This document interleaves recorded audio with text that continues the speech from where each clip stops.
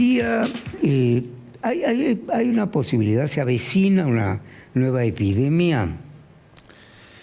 Bueno, mira, la verdad es uno, que... digamos, en el revolutus de las redes, lo da por seguro. Sí, mira, hay altas chances. O sea, yo la otra vez miraba la cantidad de vuelos que hay por minuto en todo el mundo, el nivel de interconectividad que hay por todos los medios. Y lo más esperable es que si de vuelta algún virus, como pasa cada tanto tiempo, Sí. o muta de alguna manera muy diferente a la anterior, como para generar un nuevo brote de enfermedad, o pasa alguno de los típicos de los animales hacia el hombre, como ha pasado Una zoonosis. hacia los seres humanos, lo más probable es que si tiene buen nivel de infectividad, capacidad infectiva, vaya a suceder que haya una nueva pandemia, ¿sí? Sí, del mismo tipo o por los mismos mecanismos. Sí, o si... Por lo que fuere. Sí, de algún tipo de virus. Esperemos que sea un virus que no tenga, digamos, una capacidad de daño muy alta. Pero de todas maneras se está teniendo en cuenta en el ámbito científico la posibilidad de que esto suceda y se están tomando medidas muy particulares para tratar de estar al momento detrás de la pandemia. Digo, no repetir viejos errores. No, claro, para que no los agarren con los perros atados a los científicos y a las personas en general. Sí. Doctor, estimado doctor Marc, ¿qué pasó a lo largo de la pandemia en la Argentina? La pandemia terminó. Un día se abrieron las ventanas, las puertas, no para cantar a los médicos ni poner el himno, sino porque, bueno, había terminado. Pero entre esos dos mojones hubo tormentas políticas,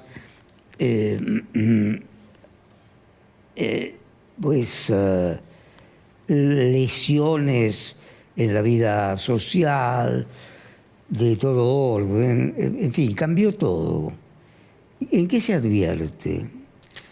Mira, yo lo decía cuando estábamos durante la pandemia, en algunas entrevistas yo comentaba que la magnitud de lo que fuese a suceder lo íbamos a ver un tiempo después, mirando los datos y mirando qué había sucedido. Mira. Hoy podemos mirar para atrás un poco y sacar algunas conclusiones, me parece. Te diría que en el ámbito de la salud, me parece que Argentina tuvo una parte de mucha suerte por su ubicación, es decir, tuvo tiempo de prepararse para manejar los cuadros graves, tuvo tiempo de organizarse cuando veía cómo otros países les iba muy mal. Lo hizo bien en el sentido de que no hubo una cantidad de faltante camas para personas graves o de respiradores o de atención médica sanitaria en general, de profesionales de salud. Bien, salvo excepciones. Sí, que tienen que ver, vos fijate que tienen que ver, está muy bien lo que decís, porque en general no se dio, pero sí me parece que en la parte un poquito más complicada, cuando mirás para atrás te volvés a dar cuenta, tanto en Argentina como en el resto de la región o en el mundo, que las personas más vulnerables son las que peor la pasaron.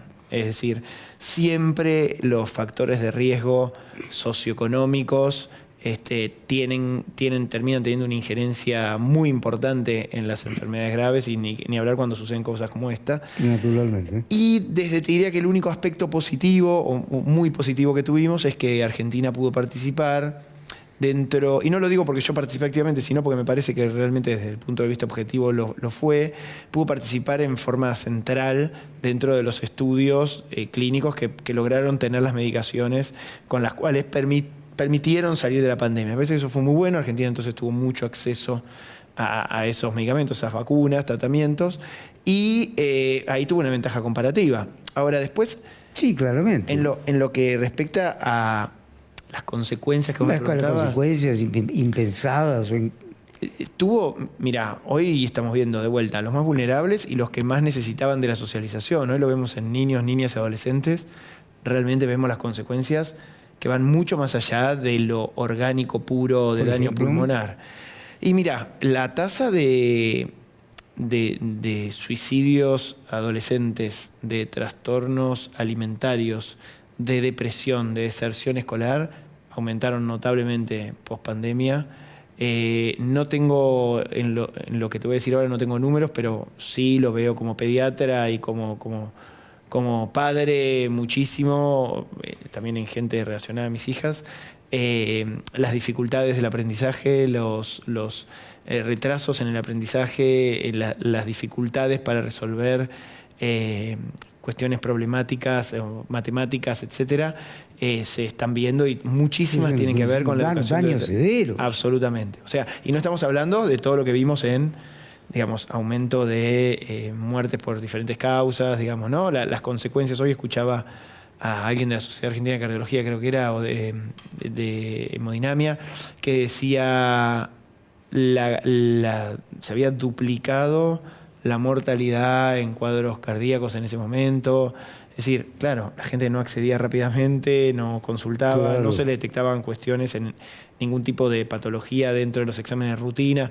Muy complicado. Tuvimos consecuencias posteriores, no solo sociales, como te digo, en los adolescentes se ve clarísimo, sino educativas, clínicas, de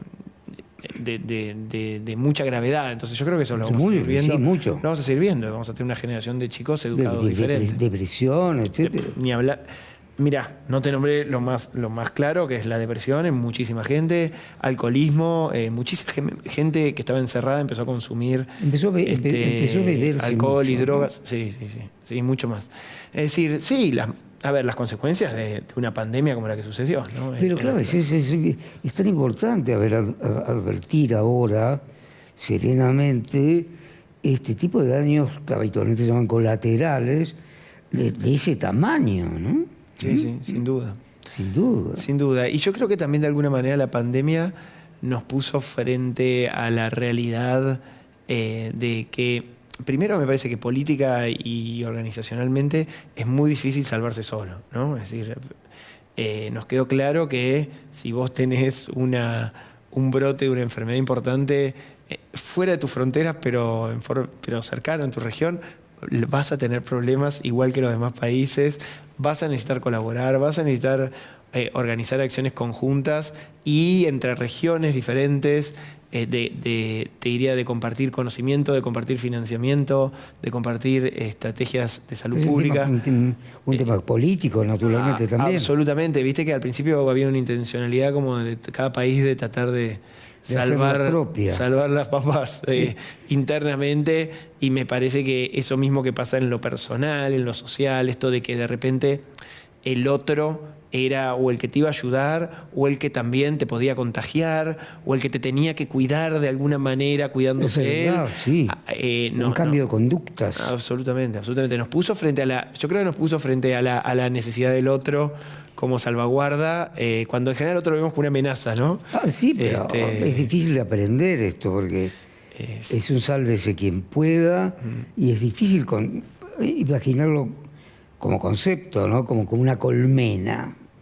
Sí, bueno, claro, esas son las cosas, ¿no? Cuando empiezan estas enfermedades infecciosas, empezamos a entender el concepto de esto de colaborar con las investigaciones, de la importancia de comunicar adecuadamente, la importancia de ser responsables en el cuidado de nuestra salud y la de los demás, las consecuencias que tenía el llevar a cabo acciones temerosas para los que estaban cerca, incluso para seres queridos. Empezar a pensar al otro como necesario de la propia, te diría, salud. En cierto modo, y en ese orden, es un resultado, pongámosle, positivo. Sí, yo creo que si podemos pensarlo, yo creo que es positivo. O sea, creo que nos vimos impelidos a hacerlo, a colaborar entre todos. Digo, esto lo puedes pensar desde el ámbito de colaborar una región o un continente con otro, un país con otro en una región, ciudades diferentes dentro de un país o provincias diferentes, como también colaborar entre vecinos dentro de un edificio, ¿no? Para organizarse y para ayudar a los que estuviesen más complicados o menos complicados. Si podemos reflexionar sobre eso y verlo como una ganancia, me parece que está bueno. Sí. Así como te decía que también hubo en el ámbito científico una revolución en la investigación de medicamentos a partir de la pandemia, ¿no? Eso también me parece que es algo positivo. Y Gonzalo, doctor Pérez Marc, ¿de qué es un virus? Es difícil de entender. Uno puede entenderlo más fácilmente si se trata de una bacteria, por ejemplo. Pero un virus está formado por combinaciones. No, es en parte material genético y en parte... Es un organismo que tiene material genético, sí, no es un ser vivo, digamos, pero es un organismo que tiene su material genético, su capacidad de reproducirse, de infectar a huéspedes y generar un daño, ¿sí? Requiere del huésped para vivir, requiere reproducirse, está en su identidad de alguna manera, el reproducirse y replicarse. Vivo de alguna manera. Sí, no se puede decir que sea un ser vivo, realmente es genial porque es un virus, digamos, sí. es un ente muy particular. Pues claro, pero si quieres pensarlo como un organismo que necesita reproducirse para poder mantenerse dentro de... Si no se reproduce, muere, digamos, es eliminado y muere. Entonces busca todo el tiempo reproducirse. Por eso es contagioso, por eso se reproduce tan rápidamente y cuando genera un daño se reproduce tan rápidamente que puede... Tiene determinada inteligencia, entonces. Claro, no sé si sería una inteligencia como lo podemos pensar. No lo podemos llamar así, pero hay otras formas de inteligencia. Tipos debe haber. Por ejemplo, el virus necesita un huésped. A nivel especie tiene métodos de reproducirse y de mantenerse sobreviviendo, digamos, en el medio. En eso sí, seguramente, digamos, como forma de subsistencia, hay cierta lógica que tiene que ver con que para poder seguir infectando y poder seguir reproduciéndose en el huésped, se tiene que ir adaptando también a las barreras que el huésped le va poniendo. Por eso ves las mutaciones genéticas que hacen que el virus vaya cambiando sus características más obvias, si querés, y eso le hace cambios en sus funciones, y entonces, por lo tanto, esos cambios en sus funciones le permiten cambiar. Te doy un ejemplo, mira, lo puedes ver con todas las variantes y subvariantes que fuimos viendo. ¿Qué nos encontramos? Encontramos un virus primero silvestre, vamos a llamarlo la cepa Wuhan, inicial, que había pasado del animal al hombre, y que en ese pasar del animal al hombre, lo agarró al hombre con ciertas características que lo complicó mucho, ¿no? En sus cuadros afectando, te diría primero afectando directamente las vías respiratorias, pero también generando una respuesta inmunológica en esa persona, que después la persona con su propio proceso inflamatorio terminaba dañando todo su cuerpo. Vamos a ponerlo como, viste que al principio lo primero era matar al virus, pero después enseguida tenías que tratar a la persona como una reacción autoinmunológica que la complicaba muchísimo. Ahora, nosotros fuimos haciendo antivirales, fuimos haciendo tratamientos antiinflamatorios, fuimos introduciendo plasma de convalecientes con anticuerpos recién formados contra el virus. Después llegamos a hacer vacunas que generan una respuesta inmunológica que ataca al virus cuando te ingresa en el cuerpo. ¿Qué hizo el virus? El virus necesita reproducirse y seguir en el huésped. No necesariamente necesita matarlo.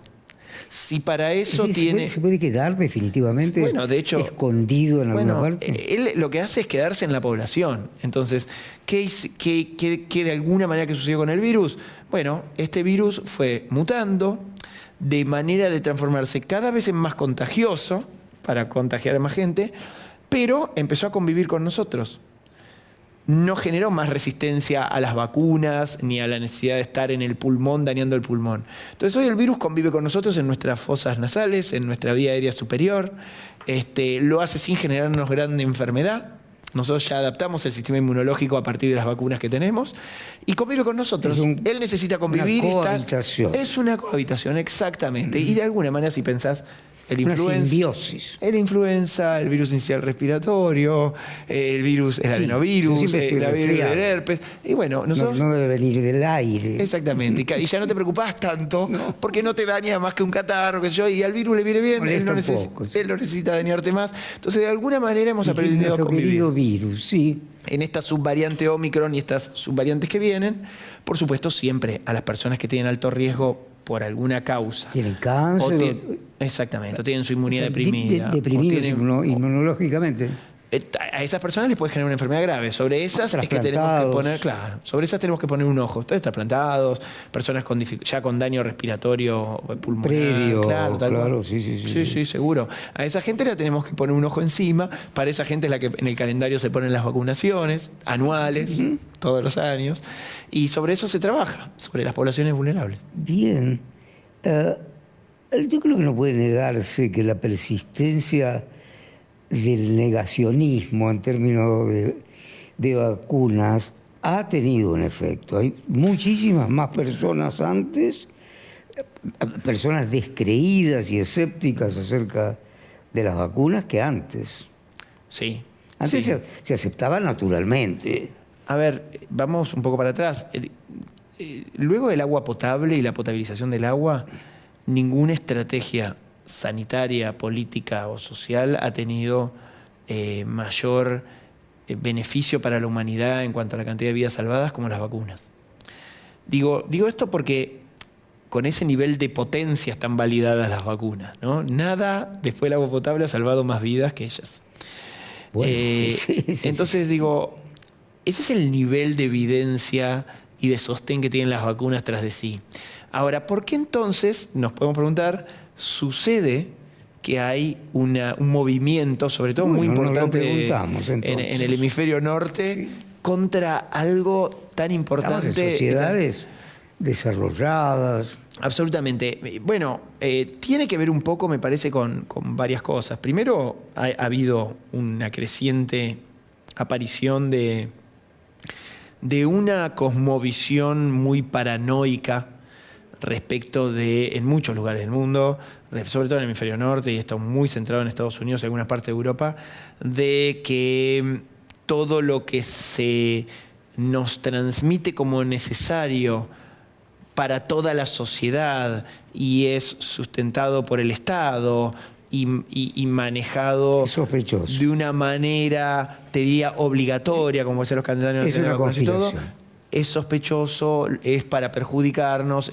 Yo creo que tiene que ver mucho con los procesos de alienación que se han generado también en el neoliberalismo que ha estado y la globalización en los últimos 20, 30 años, que encuentran siempre una salida y una búsqueda de un enemigo, ¿no? Así como a veces el enemigo militar, a veces el enemigo puede ser ese que está detrás digitando mi vida o queriendo dañarla. Dentro de todo eso pasa con los medios de comunicación, pasa con los gobiernos, con el deporte, y pasa con la salud y con las vacunas. Las vacunas son algo obligatorio en muchos lados del mundo, porque bueno, para tener el acceso garantizado de la gente y que la gente se proteja entre sí, protegiéndose a sí misma para no contagiar o para disminuir la carga de enfermedad, bueno, son obligatorias y son, me parece, un punto ideal para este tipo de pensamiento que ha tenido ya también, incluye a la posibilidad de las nociones físicas o geológicas más básicas que conocemos. ¿Sí? Piensan que la Tierra es plana, que digamos que el hombre nunca salió de la atmósfera. Entonces, eso se suma a las vacunas y se ha sumado y generó un daño enorme, pero enorme. Enorme, cada vez más adeptos. Y fíjate que no solo hay cada vez más adeptos, reptilianos, más Illuminati.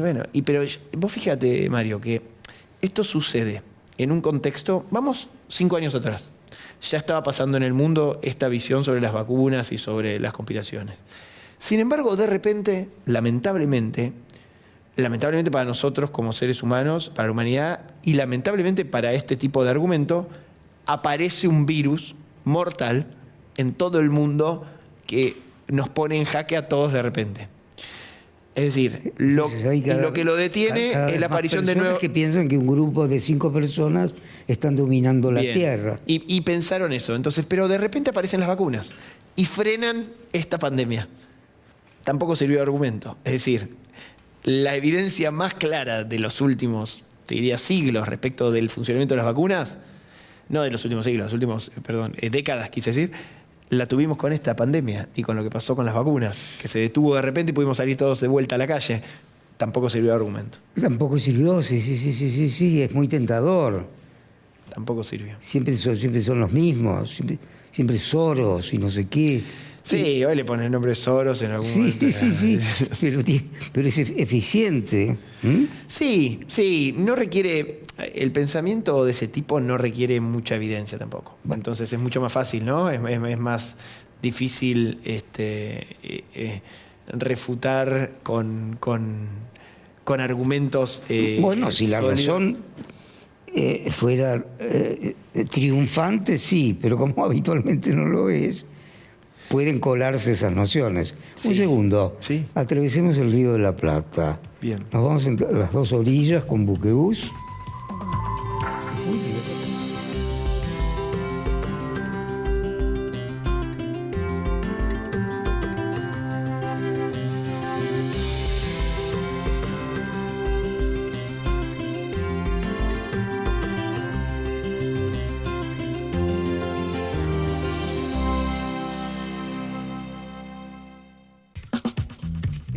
doctor Gressmark, hay una faceta personal de vos que es muy diferente de la investigación médica, la pediatría práctica y clínica, el pensamiento, la filosofía, etcétera.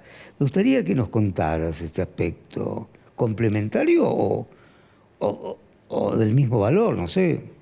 Sí, yo creo que el mismo valor. A ver, y también complementario, está bien lo que decís, porque yo soy filósofo también y me dedico hace muchos años a pensar desde la filosofía a la medicina y a la enfermedad en general, es decir, a la identidad de la persona que está enferma y a cómo nos afecta la enfermedad cuando llega, de qué maneras.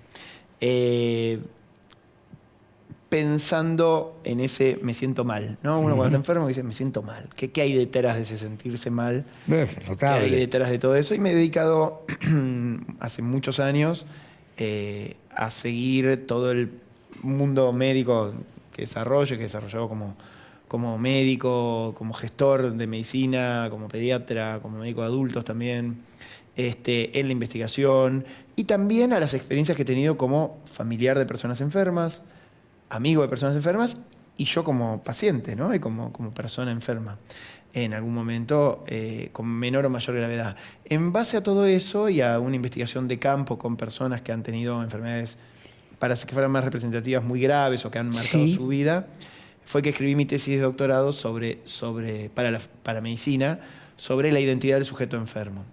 Así que me ha llevado mucho tiempo reflexionar estas cuestiones. Bueno, magnífico. Cuestiones como el cuerpo, el dolor, la enfermedad. Pensar la medicina. La filosofía de la medicina. Sí, son dos disciplinas que han nacido casi juntas. Pues sí. Si uno recuerda los antiguos griegos en el siglo V a.C., ¿no? Cuando estamos hablando... Pericles. Sí, digamos, el siglo estaba todo, tal cual, sí, que eran grandes pensadores también. Hombre, claro. Solón, Pericles. Pitágoras. Pero sí, bueno, ahí te diría que el primer filósofo autorreconocido fue Sócrates, pero están los presocráticos, como vos nombrás, Pitágoras, también, claro. Tales. Y después, bueno, con Sócrates, Platón, Aristóteles, toda la línea de pensamiento griego, que después dio a todo el origen del pensamiento también romano y después... Bueno, nuestra cultura.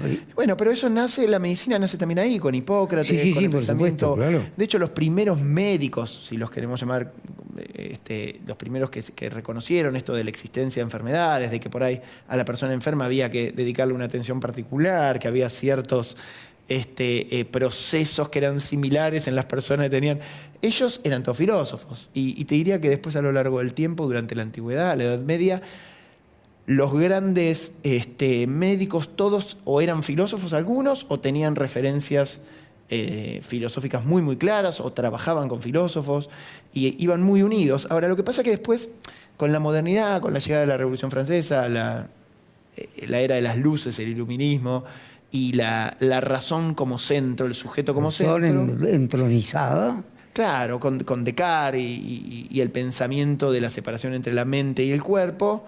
Bueno, ahí hubo como una división, ¿no? Como que fueron todas las ciencias del cuerpo, que también eso abre con la posibilidad de la caída de la monarquía y del pensamiento de Dios detrás de todo. Eso permitió empezar a viviseccionar cadáveres, a hacer autopsias, cirugías, a conocer el cuerpo humano de otra manera. Entonces fue como las ciencias del cuerpo y del análisis del cuerpo como máquina fueron por un lado, las del alma, la metafísica y de la mente, luego la psicología y los pensamientos sociales y la filosofía, de hecho, en ese momento fueron por otro. Se separaron de alguna mente, ¿no? Mente y cuerpo. Yo creo que después... Lamentablemente. Yo creo que lamentablemente. A ver, de alguna manera tenemos que pensar que el separar al cuerpo como una máquina, como una cosa, permitió muchísimo respecto del estudio del cuerpo, pero también permitió pensar al nazismo. Es absurdo, ¿no? Y peligroso. Y sí, de alguna manera la modernidad termina llegando al nazismo, ¿no? Un poco lo que pensaron... Al nazismo, claro. Lo que pensaron pensadores como Adorno, Horkheimer, bueno, digamos, ya en la posmodernidad fue empezar a pensar cómo habíamos llegado hacia eso y, bueno... Quizás en la posmodernidad con la fenomenología, el tema de pensar la conciencia carnal, Merleau-Ponty, el psicoanálisis, se empezó a machear mucho más esto de cuerpo y mente de vuelta. Y yo creo que mucho de eso es lo que da la posibilidad de pensar a la enfermedad. Cuerpo y alma, decís vos. Sí, cuerpo, alma. Pero que habla alma aquí. El alma tendría, bueno, viste que, digo. Bueno, ¿hay una existencia del alma? ¿O te referís en general al pensamiento? No, me refiero en general al pensamiento. A ver, me refiero a todo aquello que nos damos cuenta. No, Después uno le puede poner quería el nombre decir, que quiera. algo tangible de 21 grados. Sí, algo. 21 gramos. Viste que dicen que pesa 21 Sí, gramos. sí. No, digamos, yo no creo en la existencia del alma como tal. De esa manera. Claro, mucha gente que tiene una orientación religiosa sí lo piensa desde ese lado, Sí. pero hay otra gente que lo piensa desde el lado del espíritu, si quieres llamarlo Sí, así. por supuesto. O de Bueno, la mente, o del pensamiento. Algo que no es es un otro distinto del cuerpo.